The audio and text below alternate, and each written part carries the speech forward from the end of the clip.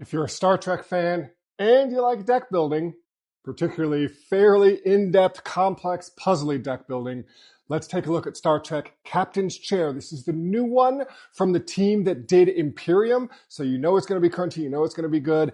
I am Kylie here at Games Unlimited. I help people unbox some fun. So let's unbox this one and take a look.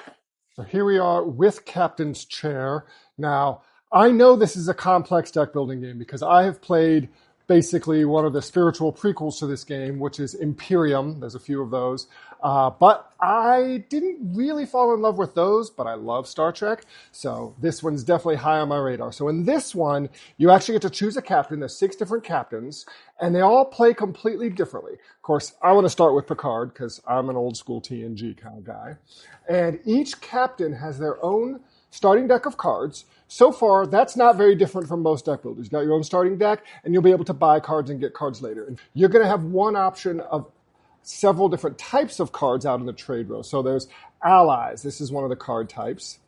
And you're going to shuffle this up, place it face down here, and reveal one of them. So that ally is available to people. Different personnel. And these are great because you can actually have these persons become your like number one, your main crew member. The idea behind this game narratively is you are in training. This is all a simulation using different characters and ships and events from across the Star Trek timeline, going back to like Enterprise, things like that. Like most deck builders, you've got a deck of 10 cards that you're going to shuffle up and draw a hand of 5. But where it differs is that how you're going to acquire more cards, it's actually going to happen automatically every time you need to shuffle your deck. So you have 10 cards, you draw 5. Basically, after your second turn, you will most likely have drawn through and have to shuffle your deck. When you do that, you've got a reserve set of cards that is going to be shuffled up.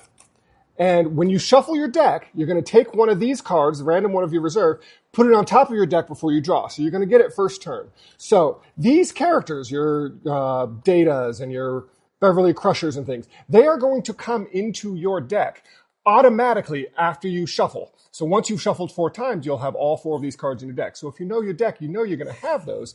But then where it gets really interesting is then you get access to these developments. When you shuffle your deck, you get one of these. These you actually have to purchase. One of the big differences between this and most deck building games is you're not just buying cards around. Most cards aren't bought. They're acquired by playing other cards. You'll play a card that says, oh, get a person from out in the trade row. So you can take Zephyr Cochrane here, or you can take a random one off the top of your deck.